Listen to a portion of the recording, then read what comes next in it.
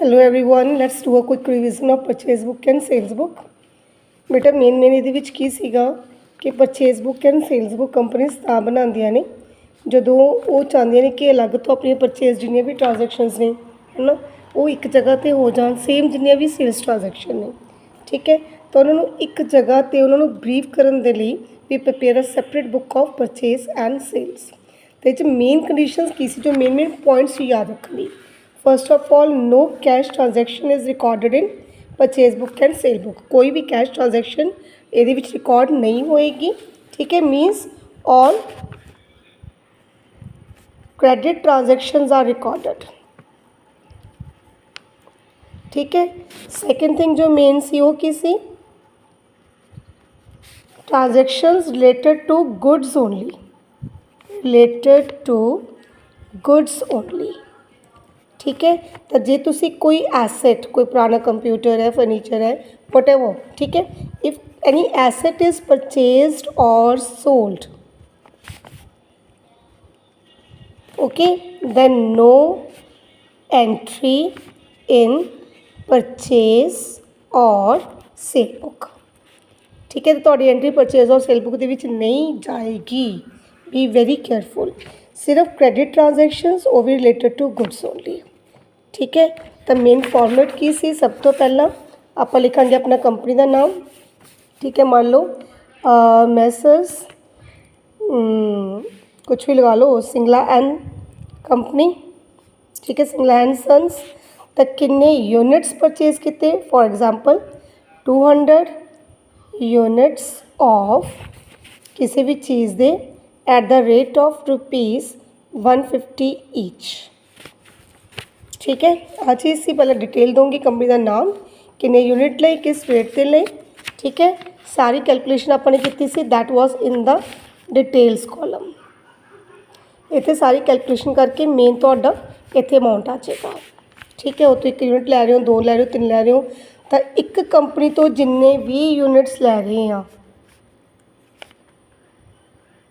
Okay सारी calculation अपनी इतने करो।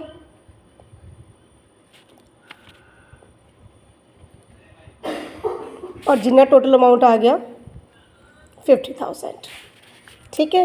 एक तो चीज़ है सी सैकेंड ट्रेड डिस्काउंट जिन्ना भी है वो अपने उत्ते माइनस कर दोगे ठीक है। माइनस करके जिन्ना आ गया वो डिटेल अमाउंट ठीक है। उस तो बाद नैक्सट चीज़ की सी अगर क्वेश्चन दे विच GST या कोई भी एक्सपेंस गिवन है फॉर एग्जांपल फ्रेट गिवन है ठीक है, फिर की करांगे पहला ट्रेड डिस्काउंट माइनस करांगे है ना। फिर उस तो बाद ये दोनों ए माइनस करना है तो GST और एक्सपेंडिचर जिन्ना भी है ये दोनों प्लस करोगे। ट्रेड डिस्काउंट माइनस करोगे GST तो खर्चा उहदे विच ऐड करोगे ठीक है। और जे किसी क्वेश्चन से सब कुछ गिवन है तो तुहाडे कॉलम्स की गिनती वध जानी है। सारी कैलकुलेशन ट्रेड डिस्काउंट माइनस करना खर्चे प्लस करने ने वो सारी कैलकुलेशन डिटेल्स कॉलम दे विच। ट्रेड डिस्काउंट माइनस करन तो बाद जो आया वो कॉस्ट कॉलम दे विच ठीक है। कॉस्ट कॉलम किहड़ा अमाउंट आएगा आफ्टर ट्रेड डिस्काउंट। खर्चा का अलग कॉलम बनाओगे जिन्ना फ्रेट कैरेज पे कर रहे हो इतने शो करोगे। GST का अलग कॉलम बनाओगे इनपुट CGST इनपुट SGST और इनपुट IGST ठीक है। और सारा ओवरऑल टोटल करके जिन्ना आ गया माइनस दिस प्लस दिस जिन्ना आ गया वो लास्ट अमाउंट के कॉलम दे विच तुसी शो करोगे ठीक है। नैक्सट थिंग की सी बेटा परचेज बुक और सेल बुक की फर्क पेगा। इत्थे तुहाडा इनपुट है उत्थे तुसी सेल्स बुक दे विच की शो करोगे। In your sales book you will show output GST ठीक है, आउटपुट GST क्लीयर है ठीक। तो ਜਦੋਂ ਇਹਦੇ ਵਿੱਚ ਹੀ ਤੁਹਾਡੀ परचेज रिटर्न ਤੇ सेल्स रिटर्न ਦੀ है फॉर्मेट सारा बिल्कुल सेम है ठीक है। फर्क की है बेटा परचेज रिटर्न ਤੇ सेल्स रिटर्न ਇਹਦੇ ਵਿੱਚ ਆਪਣੇ ਕੋਲ ਡੈबिट नोट ਤੇ क्रेडिट नोट सी। ਡੈबिट नोट ਦਾ मतलब ਕੀ ਸੀਗਾ मैं अगले तो पैसे ਲੈਣੇ ਨੇ, अगले तो पैसे मैं कदों ਲੈਣੇ ਹੋਣਗੇ ਜਦੋਂ मेरी सेल्स रिटर्न है ठीक है, सॉरी परचेज रिटर्न ठीक है। समान खरीदा हुआ मैंने वापस करता तो मैं अगले तो पैसा वापस लेना है so in purchase return you will prepare debit note number. Sales return च विकिया होया समान वापस आया, मैं अगले नूं पैसा वापस करना है, so there it will be credit note number. ठीक है, जो छोटा जिहा कॉलम आप बनाने होंगे हैं, so that will be debit note number, credit note number. दूसरी गल, जो परचेज डिस्काउंट या GST ते है तो रिटर्न भी सेम डिस्काउंट या GST ते होएगी। अगर इन्होंने कहता original invoice was as 10% trade discount, original invoice मतलब मेरी ओरिजिनल परचेज या सेल सी जो वो ट्रेड डिस्काउंट इन्ने ते सी, तो नैचुरल जी गल है कि परचेज रिटर्न ते सेल रिटर्न भी मेरी उन्नी ही डिस्काउंट ते होगी। ठीक है, मेन आ चीज़ां ने। अच्छा, एक चीज़ होर सीगी, अगर अमाउंट आ गया तुहाडे कोले डजन, ठीक है, मान लो मैंने 4 डजन्स परचेज कीतियां at the rate of ₹100 per dozen. Now the unit is same, इतने भी dozen, no problem at all. But in case you are return I purchase 4 dozens at the rate of ₹100 per piece. ठीक है, now convert करो इनू piece दे विच, 4 dozen ने, सो 4 × 12 you have 48 pieces and the rate is 100 per piece, सो 4800। मतलब दोनों unit का same होना बहुत ज़रूरी है। ठीक है, इस गल का ध्यान रखोगे। सेम एक वर्ड आया से तुहाडे कोले gross, gross is equal to 12 dozens is equal to 144 pieces. Now again the same problem you will face. For example, you are written I purchased 2 gross pens at the rate of ₹10 per piece. ठीक है, तो हुण आपां की करना है, इन्हों आपां कन्वर्शन करनी है, 2 gross, so 2 × 144, 288 pieces I have, multiply 10, so the gross amount is 2880। Simple बाकी कैलकुलेशन तुसीं कर लेने हो, ज़्यादा दिक्कत तुहानूं इहदे विच ही आंदी है ना। ठीक है, so again you can be given as I purchased 300 pieces at the rate of ₹100 per dozen। ठीक है, तो फिर वही प्रॉब्लम है, here you are given the dozen, here it is written as pieces, तो या तो इनू डजन च कन्वर्ट करो या उन्होंने पीसेस च कन्वर्ट करो।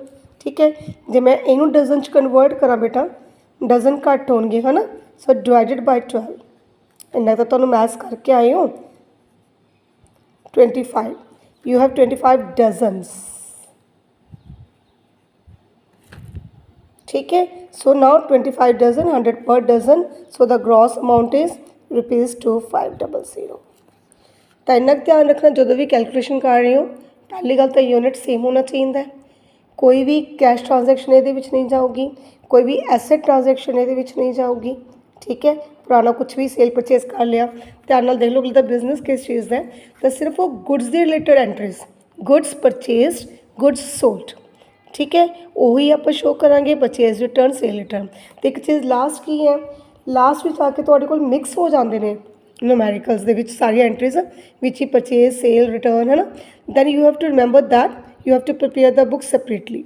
परचेज बुक अलग बनेगी, सेल अलग बनेगी, परचेज रिटर्न अलग बनेगी, सेल रिटर्न अलग बनेगी, है ना। सो उन्होंने एक अच्छी प्रिपेयर नहीं करना, you have to prepare them separately. ठीक है, तो प्लीज़ इन्नी की हैल्प के नाल अपना चैप्टर स्टार्ट करो।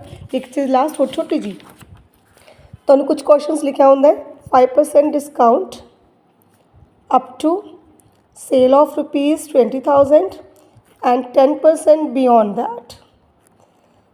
तो जो एक फॉर्म तो तुम कुछ भी परचेज कर रहे हो, अगर उसका टोटल इन्ना बन रहा है तो डिस्काउंट 5%, अगर उसका टोटल 20 तो एक्सीड कर रहे हैं दैन डिस्काउंट 10%।